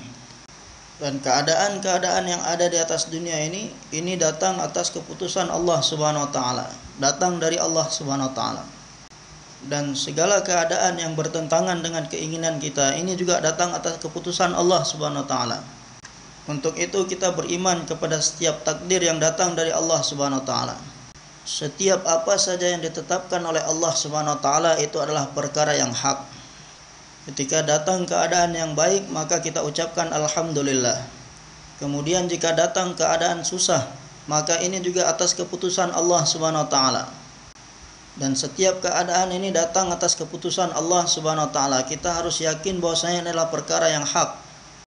Maka derajat yang paling tinggi adalah ketika datang keadaan susah, maka ketika itu pun kita mengucapkan alhamdulillah. Karena setiap keputusan yang datang dari Allah Subhanahu wa taala ini patut untuk disyukuri dan diterima dengan hati yang lapang. Maka kalau kita buat seperti ini, nanti pada hari kiamat di hadapan seluruh manusia akan diiklankan manakah orang-orang yang dalam setiap saat dan keadaan senantiasa bersyukur kepada Allah, memuji Allah, mengucapkan alhamdulillah. Walaupun datang keadaan susah dan datang sakit, ini datang atas keputusan Allah Subhanahu wa taala, dia mengucapkan alhamdulillah. Setiap keadaan sulit yang datang dalam kehidupan datang atas keputusan Allah Subhanahu wa taala, karena setiap keputusan Allah Subhanahu wa taala adalah hak, maka dia mengucapkan alhamdulillah. Pada hari kiamat akan diiklankan manakah orang-orang yang senantiasa mengucapkan alhamdulillah. Maka orang-orang yang senantiasa mengucapkan alhamdulillah walaupun dalam keadaan musibah, maka mereka akan berdiri dan akan diperintahkan kepada mereka, masuklah kalian ke dalam surga, karena pada hari ini tidak ada hisab atas kalian. Maka walaupun dalam keadaan kesusahan, senantiasa memuji Allah, mengucapkan alhamdulillah, karena ini semua datang atas keputusan Allah. Karena tidak ada keadaan yang datang dengan sendirinya tanpa keputusan Allah. Akan tetapi kita tidak diperbolehkan untuk meminta keadaan yang sulit, musibah dari Allah Subhanahu wa taala. Tetapi apabila didatangkan dari Allah Subhanahu wa taala, maka kita bersabar dan mengucapkan alhamdulillah. Kemudian baru kita berdoa meminta kepada Allah Subhanahu wa taala supaya dijauhkan keadaan susah ini dari dalam hidup kita. Maka yakin terhadap setiap keputusan Allah Subhanahu wa taala. Dalam hal rezeki juga seperti itu. Apapun yang datang diberikan oleh Allah Subhanahu wa taala, semua ini sudah ditetapkan. Apa yang telah kita dapatkan itulah yang sudah ditetapkan, dituliskan oleh Allah Subhanahu wa taala, tidak akan kurang, tidak akan lebih. Dan untuk setiap anak yang dimiliki, masing-masing telah ditetapkan oleh Allah Subhanahu wa taala rezeki mereka. Sebagaimana disebutkan di dalam hadis bahwasanya ketika bentuk ciptaan manusia ini telah sempurna selama 4 bulan di dalam kandungan ibunya, maka malaikat akan datang untuk meniupkan ruh kepada bayi tersebut. Dan sebelum malaikat datang meniupkan ruh ke dalamnya, maka telah dituliskan kepadanya 4 perkara. Yang pertama, berapa lama dia akan hidup di atas dunia.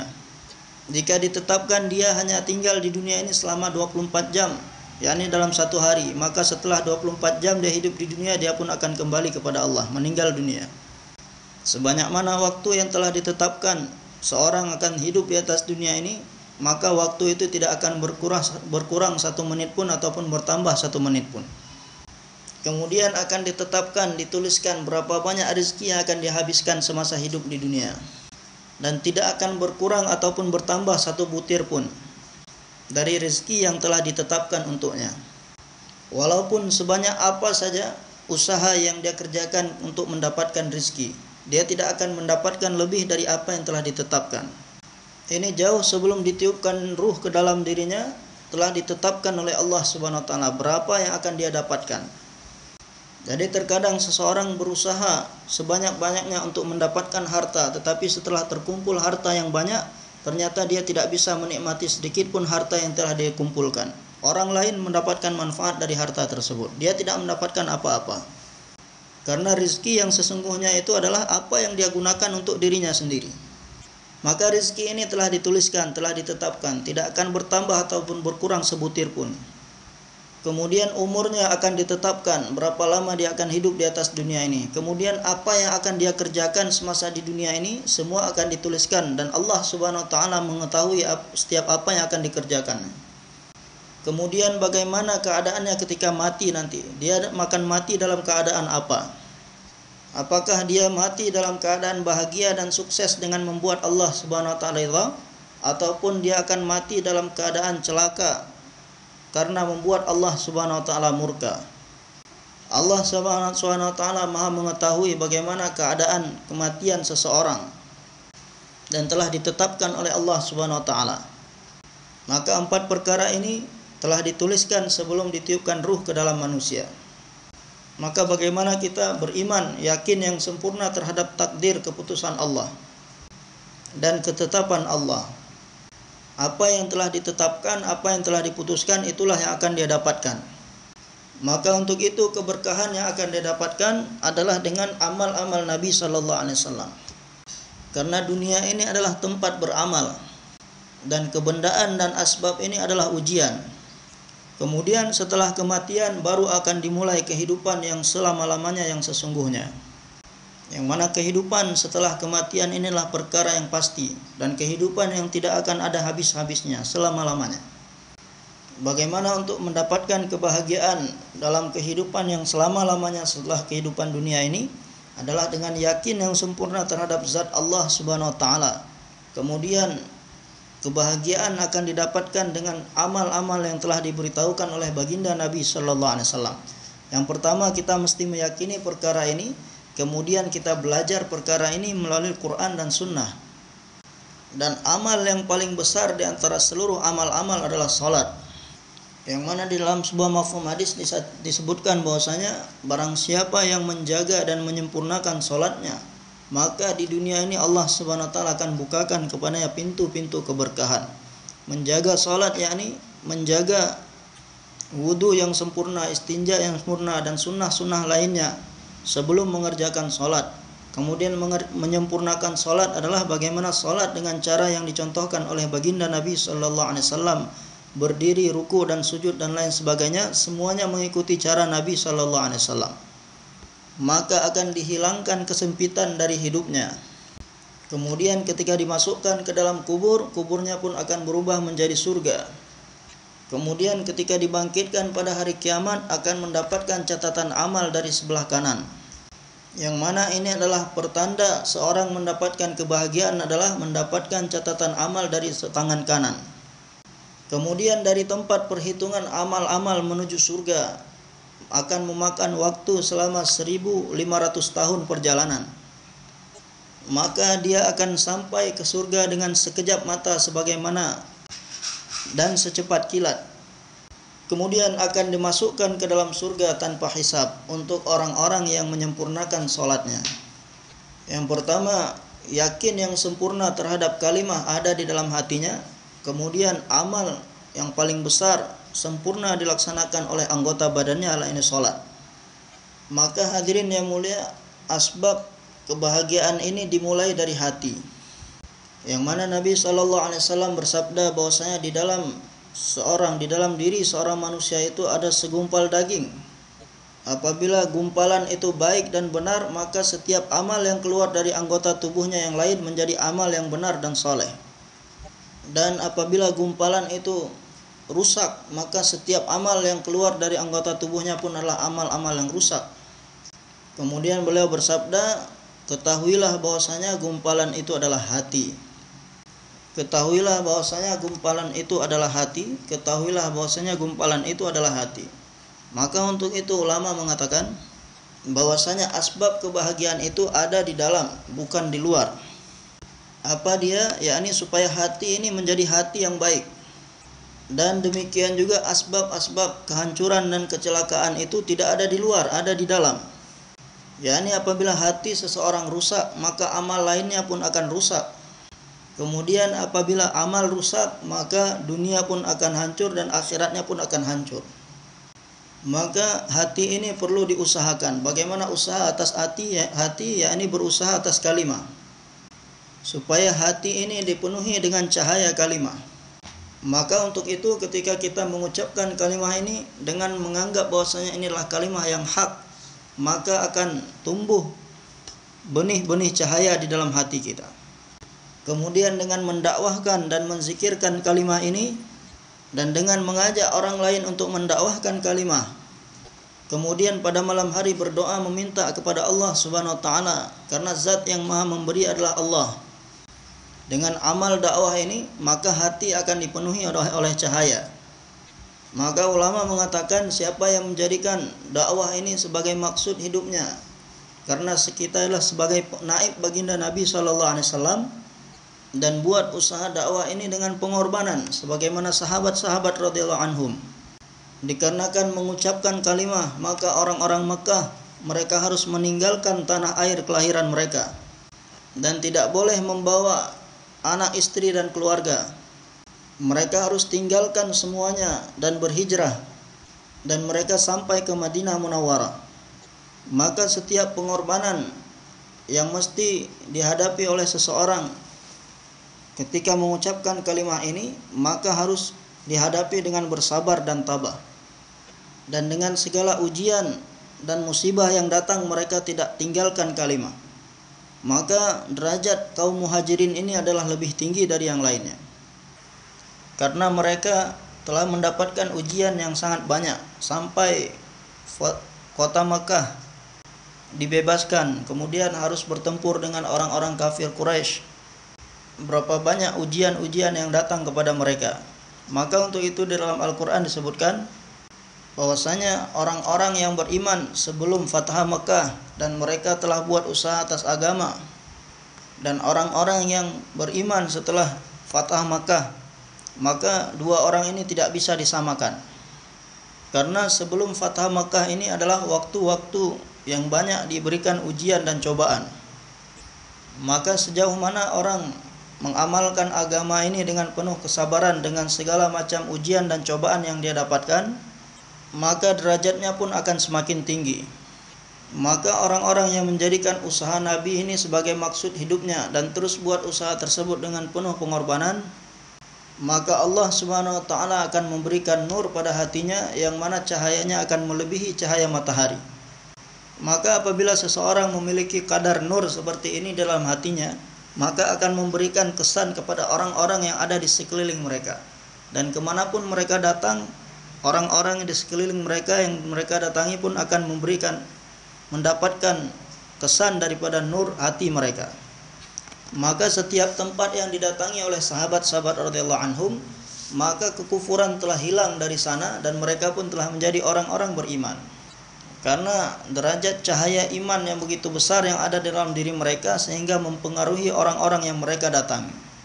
Maka bagaimana kita hari ini bisa mendapatkan cahaya yang sempurna, cahaya keimanan yang begitu kuat seperti sahabat-sahabat, dengan kita ini menjadikan usaha Nabi sallallahu alaihi wasallam sebagai maksud hidup kita, bukan hanya 40 hari 4 bulan. Bagaimana kita berusaha untuk menjadikannya sebagai maksud hidup kita. Kemudian setiap pengorbanan yang mesti kita buat untuk usaha ini, kita terus jalankan dengan sepenuh hati dan kesabaran. Maka derajat kita pun semakin tinggi di sisi Allah Subhanahu wa taala. Dan akan dibukakan baginya pintu-pintu keberkahan dari Allah Subhanahu wa taala. Maka hadirin yang mulia, bagaimana kita menyempurnakan iman kita. Kemudian setiap amal yang keluar dari anggota tubuh kita mengikuti amal Nabi sallallahu alaihi wasallam. Yang pertama kali kita mengusahakan supaya sholat kita ini menjadi sempurna. Jangan sampai ada sunnah-sunnah di dalam sholat yang kita tinggalkan. Dengan belajar setiap sunnah Nabi SAW akan mendatangkan nur dalam hati kita. Dan sebanyak mana sunnah-sunnah yang dia amalkan, maka nur di dalam hatinya pun akan semakin bertambah. Kemudian rumah-rumah yang di dalamnya ada amal dakwah, dan di dalamnya dipelajari dan diajarkan sunnah Nabi SAW. Di dalamnya hidup amal ta'lim fadail, dan di dalamnya hidup amal-amal zikir dan tilawat. Maka di dalam hadis disebutkan rumah seperti ini pun akan menjadi cahaya, dan malaikat-malaikat akan melihat nur yang ada di rumah tersebut sebagaimana penduduk bumi melihat cahaya-cahaya bintang di malam hari, dan bercahaya sebagaimana bulan dan bintang bercahaya di malam hari. Dan masjid-masjid yang hidup dengan amal juga akan menjadi masjid yang bercahaya mengeluarkan nur. Dan siapa saja yang datang ke masjid itu akan mendapatkan kesan daripada cahaya yang ada di masjid itu. Maka untuk itu bagaimana kita berusaha menghidupkan amal-amal di setiap masjid dan rumah-rumah kita. Bersedia insyaAllah. Hadirin yang mulia, maka kita jadikan usaha ini sebagai maksud hidup kita. Dan usaha hidayah ini adalah tanggung jawab semua kita, laki-laki ataupun perempuan, setiap umat. Maka setiap apa saja yang diperintahkan oleh Allah Subhanahu wa taala, bagaimana kita menjadi orang yang pertama sekali berusaha menyempurnakannya dengan cara Nabi sallallahu alaihi wasallam. Kemudian bagaimana membawa seluruh manusia untuk perkara ini. Jadi setiap orang yang telah beriman kepada Allah Subhanahu wa taala, kepada kalimah, maka semuanya diajarkan oleh Nabi sallallahu alaihi wasallam bagaimana untuk menyempurnakan segala perintah Allah. Dan setelah mendapatkan kenabian, beliau tidak ada usaha dunia sedikit pun. yakni berusaha hanya untuk menegakkan perintah Allah saja. Kemudian keberkahan-keberkahan yang diberikan kepada Allah oleh Allah Subhanahu wa taala kepada Nabi sallallahu alaihi wasallam, bahkan bukan hanya untuk beliau saja, bisa dikatakan bahwasanya dunia berjalan saat ini atas keberkahan amal-amal Nabi sallallahu alaihi wasallam. Jadi semua pabrik-pabrik, toko-toko, sawah, ladang, perkebunan, pertanian, sungai-sungai ini tidak berjalan dengan begitunya saja, tapi atas keberkahan amal Nabi sallallahu alaihi wasallam. Allah Subhanahu wa taala berikan berbagai macam nikmat melalui amal-amal Nabi sallallahu alaihi wasallam. Maka semakin banyak amal Nabi sallallahu alaihi wasallam yang diamalkan oleh setiap laki-laki, perempuan dan anak-anak, maka sebanyak itu pula keberkahan akan datang dalam kehidupan manusia. Bagaimana keberkahan yang ada pada amal Nabi sallallahu alaihi wasallam yang ada di zaman beliau. Satu ketika setelah beliau ini sholat di pagi hari, sholat subuh, kemudian setelah sholat melihat di luar masjid ternyata serigala-serigala berbaris di depan pintu masjid Nabi sallallahu alaihi wasallam. Maka beliau pun paham kenapa mereka ini datang berbaris ke masjid Nabi sallallahu alaihi wasallam. Maka serigala tadi mengatakan, "Ya Rasulullah, bahwasanya Allah Subhanahu wa taala menyediakan bagi kami rezeki dari daging. Maka beritahukanlah kepada sahabat-sahabatmu, kepada manusia, supaya mereka menyisakan bagi kami kambing-kambing untuk makanan kami, sehingga kami bisa makan dengan izinmu. Dan kami hanya akan memakan apa yang sudah disisakan untuk kami dan tidak mengganggu kambing-kambing lainnya." Jadi kesan dari amal Nabi SAW bukan hanya kepada manusia, tetapi kepada serigala sekalipun, dan kepada hewan-hewan buas sekalipun. Kemudian setelah itu, setelah kehidupan baginda Nabi SAW dan para sahabatnya, mulailah terjadi kekurangan-kekurangan dalam kehidupan orang Islam ini. Dimulai karena penguasa-penguasa yang mulai mementingkan kekuasaannya, pemerintahannya, dan tidak melihat kepada amal-amal Nabi SAW. Dan Nabi SAW bersabda bahwasanya apabila terjadi kemunduran di dalam umatku, maka Allah Subhanahu wa taala akan datangkan seseorang, bukan Nabi, tetapi seseorang yang akan menjadi asbab untuk menutupi segala kekurangan dan kemunduran tadi dan membawa mereka kembali kepada sunnah-sunnahku. Kemudian dikatakan bahwasanya orang pertama yang menjadi asbab orang-orang kembali kepada sunnah Nabi SAW adalah Umar bin Abdul Aziz rahmatullah alaih. Dan Allah Subhanahu wa taala pun telah menjadikan beliau ini khalifah, dan keturunannya, nasabnya bersambung kepada Sayyidina Umar radhiyallahu anhu. Jadi ibu beliau ini adalah keturunan Sayyidina Umar radhiyallahu anhu, dan bapak beliau keturunan Banu Umayyah radhiyallahu anhu. Akan tetapi hubungan beliau lebih kuat dengan keluarganya Sayyidina Umar radhiyallahu anhu, sehingga sejak kecil beliau sudah terbiasa dengan menyempurnakan sunnah-sunnah Nabi sallallahu alaihi wasallam, dan sudah terbiasa dengan amal-amal kebaikan, sudah terbiasa dengan amal-amal sunnah. Kemudian setelah beliau ini dewasa, beliau pun bermimpi bertemu Rasulullah sallallahu alaihi wasallam. Dan ketika itu di dalam mimpinya juga ada Sayyidina Abu Bakar dan Sayyidina Umar radhiyallahu anhuma. Maka Rasulullah sallallahu alaihi wasallam berpesan, Jika suatu saat nanti kamu dijadikan pemimpin, maka jadilah pemimpin sebagaimana dua orang ini. Dan telah diisyaratkan seperti ini di dalam mimpi beliau bersama Rasulullah sallallahu alaihi wasallam. Maka ketika Umar bin Abdul Aziz rahmatullah alaih diangkat menjadi Amirul Mukminin, yang mana sebelumnya beliau ini adalah orang yang senantiasa menyempurnakan sunnah Nabi sallallahu alaihi wasallam, maka setelah menjadi khalifah lebih menyempurnakan lagi sunnah Nabi sallallahu alaihi wasallam. Maka yang pertama sekali beliau lakukan adalah semua pekerja-pekerja yang ada di rumahnya, pembantu-pembantu ataupun sahaya-sahaya, semua dimerdekakan. Karena di rumah Nabi SAW tidak ada hamba sahaya. Kemudian istrinya, yang mana istri beliau ini adalah anak putri seorang raja. Maka beliau pun berpikir bahwasanya saya mungkin bisa menahan segala cobaan dan ujian dalam kehidupan saya, karena saya akan berusaha menghidupkan sunnah Nabi sallallahu alaihi wasallam yang telah ditinggalkan umat. Dan di dalam itu semua pasti saya akan mendapatkan kesusahan dan kesulitan. Mungkin saya bisa menahannya, tetapi istri saya mungkin tidak bisa. Maka beliau pun bermusyawarah dengan istrinya bahwasanya keadaan saya sekarang sudah menjadi seperti ini. Saya harus memikirkan semua umat ini, dan saya harus setiap saat dan keadaan mengutamakan agama dan umat ini. Dan pastinya kesusahan ataupun kesulitan pasti akan datang dalam kehidupan kita. Maka mungkin engkau ini tidak akan tahan menghadapinya, maka aku berpikir untuk mentalak kamu, supaya kamu bisa hidup dengan tenang. Maka istrinya pun menjawab, saya tidak bisa berpisah dengan kamu. Saya akan berusaha untuk menahan segala apa saja ujian dan cobaan yang akan datang kepada kita. Kemudian beliau katakan bahwasanya di rumah kita tidak akan ada pembantu dan semua pekerjaan mesti kita kerjakan sendiri. Maka istrinya mengatakan bahwasanya saya akan kerjakan semua pekerjaan dengan sendirinya. Kemudian untuk perhiasan yang mahal-mahal yang dia dapatkan dari orang tuanya ketika beliau ini menikah dengannya, maka beliau katakan bahwasanya saya tidak bisa tinggal dalam rumah yang di dalamnya ada perhiasan-perhiasan seperti itu. Maka perhiasan ini harus dikumpulkan ke Baitul Mal. Maka istrinya mengatakan, silahkan kamu simpan ini semua di Baitul Mal, karena saya tidak akan bisa sanggup berpisah denganmu. Maka semuanya telah diberikan, segala perhiasan yang mahal-mahal, yang indah-indah, untuk diletakkan di dalam Baitul Mal. Sehingga rumahnya benar-benar kosong. Sampai beliau ini tidak mau punya pakaian dua, hanya satu pakaian saja. Karena Rasulullah SAW pakaiannya hanya satu saja. Karena mulai sekarang saya akan benar-benar mengamalkan setiap sunnah Nabi sallallahu alaihi wasallam. Maka suatu ketika seorang perempuan datang ke rumah beliau dan melihat seluruh isi rumahnya, ternyata rumahnya kosong, tidak ada barang apapun, kosong.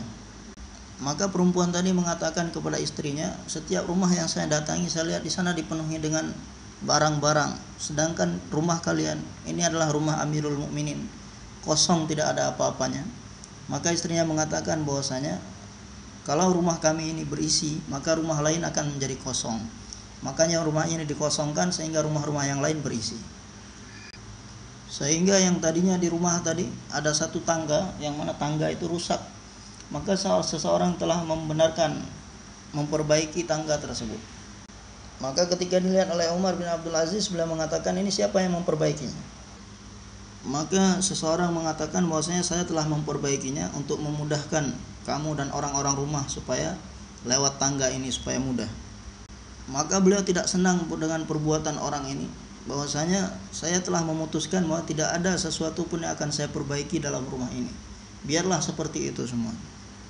Sehingga beliau pun memerintahkan supaya dibuat seperti semula, yang rusak tadi.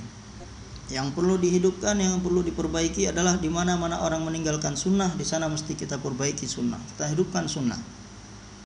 Kemudian beliau pun telah mengiklankan ke setiap tempat-tempat kepada pemuka-pemuka di setiap daerah di wilayah kekuasaannya, kepada orang-orang kafir sekalipun, bahwasanya siapa saja yang telah dizalimi, telah dianiaya dan telah dirampas haknya, telah dizalimi haknya, maka datang kepada saya untuk minta diadilkan.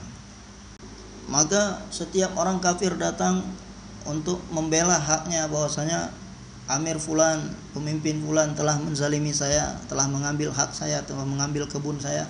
maka kemudian disuruh datangkan saksi. Ketika didatangkan saksi, maka kemudian diputuskan supaya hak dia ini dikembalikan. Setiap orang yang datang meminta haknya kepada beliau. Dan begitu juga ketidakadilan yang terjadi di keluarga beliau, saudara beliau, semuanya diberikan keadilan, sehingga tidak ada satu orang pun yang terzalimi, dan setiap orang mendapatkan haknya masing-masing. Dan beliau telah berusaha menghidupkan sunnah di setiap tempat dan menghidupkan dakwah kepada orang-orang kafir, sehingga begitu banyak orang-orang kafir telah masuk Islam di zaman beliau ini, sehingga pemimpin-pemimpin di daerah ini menuliskan surat kepada beliau bahwasanya hasil pendapatan negeri kita ini yang kita dapatkan tadinya mengambil jizyah dari orang-orang kafir, karena mereka sudah masuk Islam sehingga tidak ada lagi yang membayar jizyah. Karena setelah masuk Islam sudah diwajibkan lagi jizyah, maka kemudian bagaimana kita bisa mendapatkan penghasilan untuk negara ini yang tadinya kita dapatkan dari jizyah orang-orang kafir? Maka beliau pun menjawab surat pemimpin daerah tadi dan mengatakan, menuliskan di sana bahwasanya celakalah kamu, bahwasanya baginda Nabi Muhammad sallallahu alaihi wasallam diutus oleh Allah Subhanahu wa taala bukan untuk mengumpulkan harta dan kekayaan, akan tetapi diutus oleh Allah Subhanahu wa taala beliau ini untuk hidayah. Sedangkan aku menginginkan bahwasanya di negara kita ini jangan ada satu orang kafir pun yang tersisa, supaya mereka semua bisa masuk Islam. Maka di zaman beliau ini begitu banyak orang-orang kafir masuk Islam, dan setiap tempat beliau telah hidupkan sunnah di sana, sehingga keberkahan yang sama pun telah wujud di zaman beliau. Maka dikatakan di zaman beliau ini serigala pun tidak berani menerkam kambing.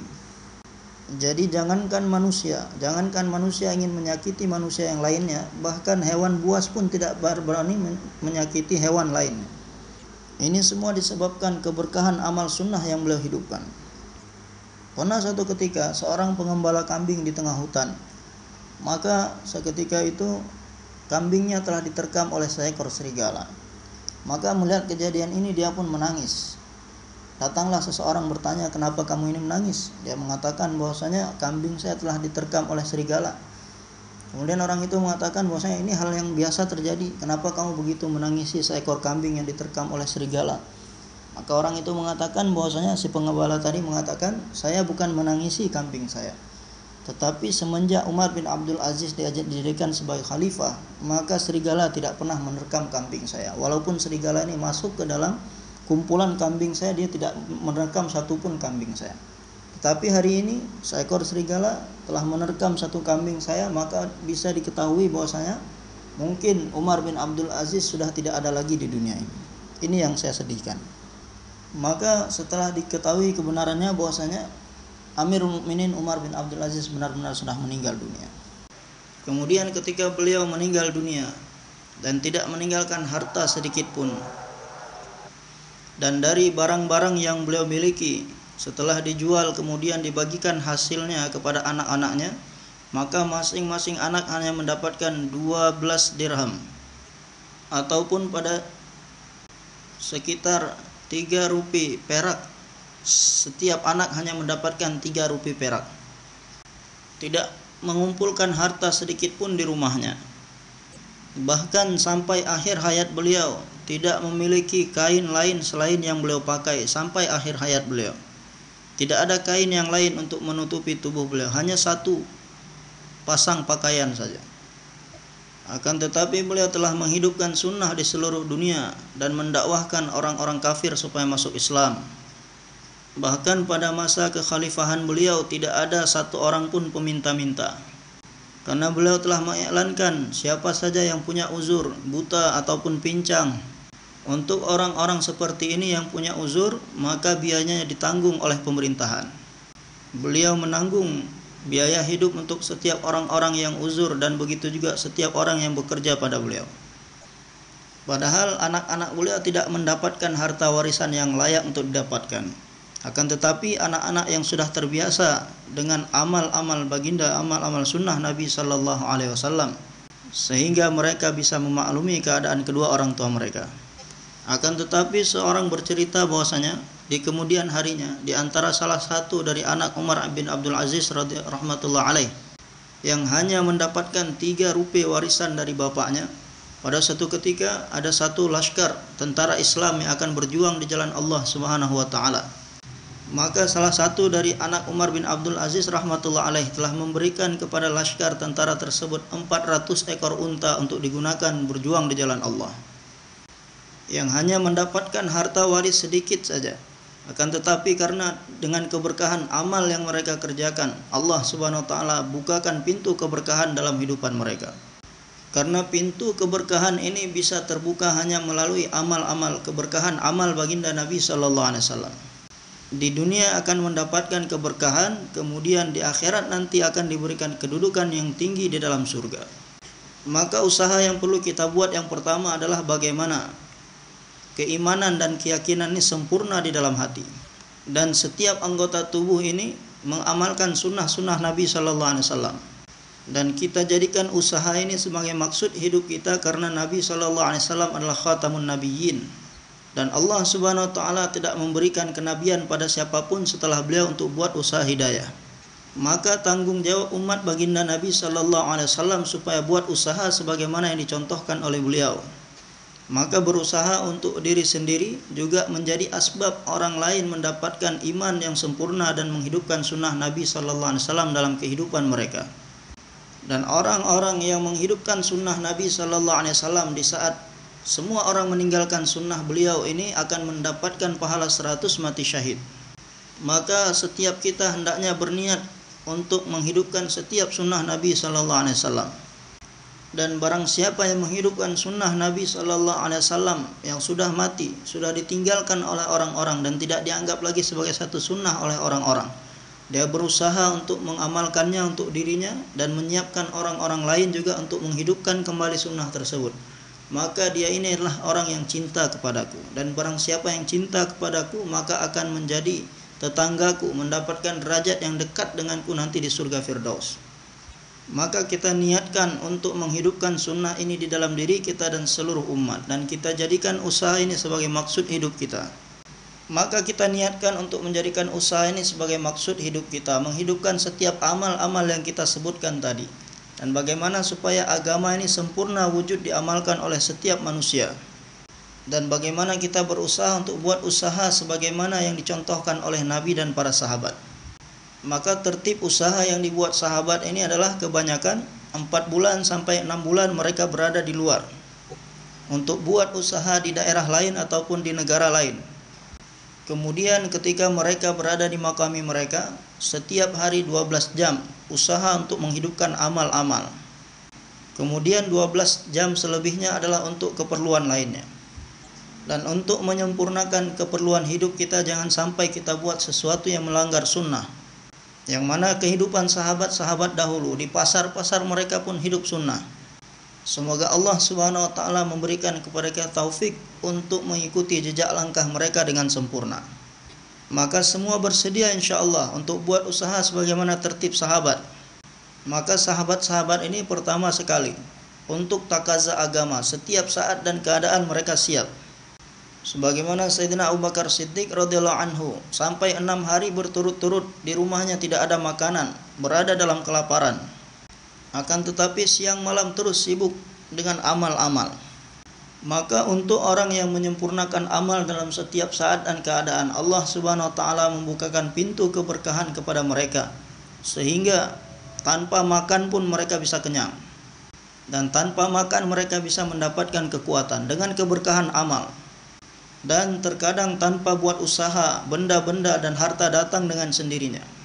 Dan terkadang dengan makanan yang sedikit, harta yang sedikit, Allah berikan keberkahan yang banyak di dalamnya, sebagaimana kisah seorang sahabat yang punya makanan hanya cukup untuk 8 sampai 10 orang, tetapi dengan keberkahan yang ada di dalamnya bisa memberi makan sampai 1000 lebih pasukan Islam. Sampai seluruh pasukan telah makan sampai kenyang, tapi makanan masih terus tersisa. Hanya sedikit gandum yang dibuat untuk roti, dan 1 ekor anak kambing yang masih kecil disembelih, dibuat makanan. Maka pada Allah telah berikan keberkahan di dalamnya sehingga 1000 lebih pasukan Islam bisa makan semuanya. Dan setelah itu makanan masih tersisa. Maka ini pintu keberkahan dibukakan oleh Allah Subhanahu wa taala karena berkah amal Nabi sallallahu alaihi wasallam. Maka bagaimana supaya kita mendapatkan keberkahan yang sama di setiap rumah kita dan di setiap masjid kita? Kemudian yang kedua adalah setiap tahun 4 bulan dan setiap tahun 6 bulan ini untuk takaza agama. Ini digunakan untuk buat usaha di luar tempat tinggal mereka, sesuai dengan musyawarah. Kemudian menghidupkan amal-amal di masjid dan di rumah-rumah. Kemudian 12 jam dalam sehari semalam digunakan untuk menghidupkan amal di masjid dan di rumah, dan 12 jam selebihnya untuk keperluan lainnya. Maka semua kita bersedia insyaallah buat usaha dengan tertib seperti ini. Niat semua insyaallah. Maka kita siapkan diri kita insyaallah berdiri untuk menyambut takaza-takaza, khususnya yang cash. Semoga Allah Subhanahu wa taala terima kita semua. Untuk menyambut takaza-takaza agama di luar negeri, berapa banyak perintah-perintah Allah Subhanahu wa taala telah mati, telah hilang di sana. Maka kita datang ke sana, ke negara-negara jauh, buat usaha di sana.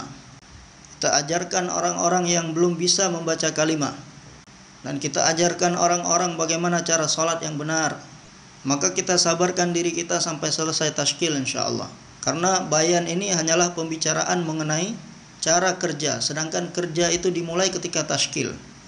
Sambil berdoa di dalam hati kita, ya Allah, terimalah kami untuk buat usaha Nabi SAW, menjadikan usaha ini sebagai maksud hidup kami.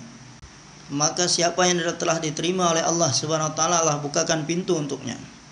Nah, bagi yang telah memenuhi syarat-syarat, maka kita siapkan untuk keluar 1 tahun ke negara-negara jauh. Demikian juga jamaah 7 bulan untuk ke negara jauh.